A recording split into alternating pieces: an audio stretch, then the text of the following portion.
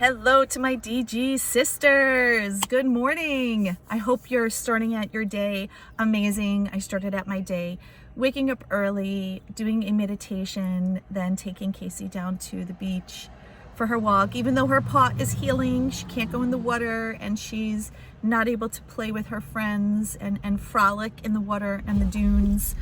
She's still enjoying it. So it's kind of interesting because not going down to the beach, I noticed a difference in her. I guess she's like her mother. She needs that fresh air and the sunlight. And what I wanted to talk to you guys about today is the power of intention. And we often will say what we want, but we may not say it in a way that it's going to manifest and come to us. So for instance, I'm just going to use a financial example. Let's say we say we want more money. Right? What if you get a penny more? Well, technically, that's more money. So what I will teach is to say exactly what you want. So let's say you want to attract an additional $1,000 this month. Then that's what you would say. You know, by June 30th, I'm going to attract, or I attract, not even I'm going to, I attract $1,000 more income. And it's the same thing when it comes to relationships. It's the same thing when it comes to healing of the soul fracture of the heart. It's the same thing when it comes to going for a promotion or an increase at work or looking for a connection, or if you're an entrepreneur, attracting your ideal client, right? This is the same sort of formula that you would use across the board. And what you want to do is you want to state what you want as if you already have it. So for instance, let's say that you would like to attract your ideal soulmate, that it's time, that you're tired of living alone, that your divorce has taken enough from you already, and your heart is calling you, and there's a yearning inside that you're ready to date. And I'm going to premise this by saying you've done the work before, right? Because that's a lot of what my program is all about, and a lot of my coaching work is we prepare you and heal that soul fracture, so when you're out there dating and you're meeting new people, that you're attracting the right people for you.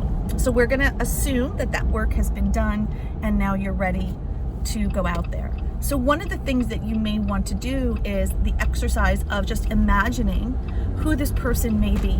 Now remember, there's no one here judging you. There's no one here that's going to criticize you. So this is an opportunity for you to really be honest.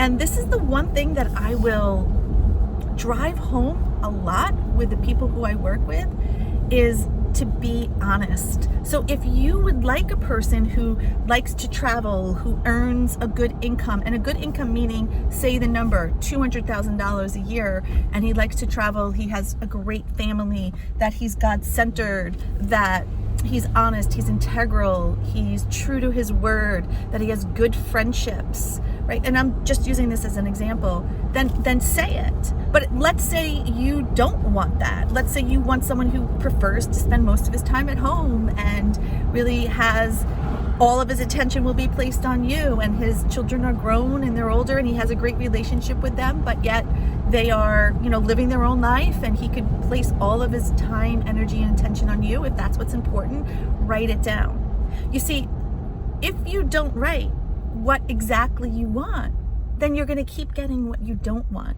So this is an opportunity for you to be 100% honest with yourself of what exactly do you want. So take that time and sit down and journal. Sit down with a cup of tea in the morning, in the quiet hours, before everybody wakes up, before the hustle and bustle of the day, and just begin to imagine and allow yourself to wanderlust, allow yourself to dream, allow yourself to say, okay, if I was with my ideal partner or soulmate, what would he look like? What are his physical attributes? What would his personality be like? What would his interests be like? What are his value systems? What are his family?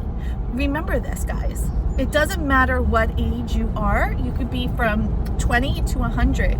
You still will marry his family as he will marry your family. So just because you're at a different phase of your life, don't forget to take into account of what his family structure looks like and how he's, participating in that. Because that's really important. You may want to add in things about intimacy. What's important to you on the intimacy level? what's important to you on the value system level. And then once you have that down, is setting the intention.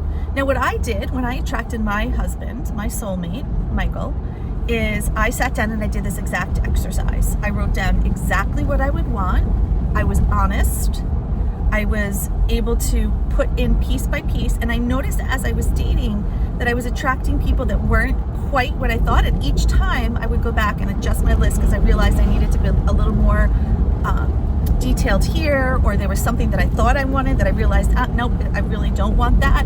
So when I finally got my list down to exactly what I want, and I had made my commitment that I was shutting off all other relationships, that I wasn't going to allow anybody else to take the time or energy away from me until I met the person who I really wanted to spend the rest of my life with, I met him 2 weeks later. And what I could say to you is the power of intention works. And there is the saying that people say, be careful what you wish for, you just may get it. That's not a coincidence. That's actually science, right? That's actually quantum physics, because there is science behind intention, behind figuring out exactly what you want, writing it down, and then allowing it to come to you. And going back to what I did is I wrote this down on a piece of paper. And what I did is I just folded it up and I put it in my wallet. And I just assumed that he was there. I just assumed that he was coming, that I just haven't met him yet. And when I was online at the supermarket, I would pull out this sheet of paper. I would just read it.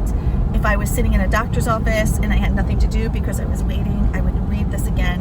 And what I did is I just kept reinforcing my belief, and I kept reinforcing my belief, and I kept reinforcing my belief.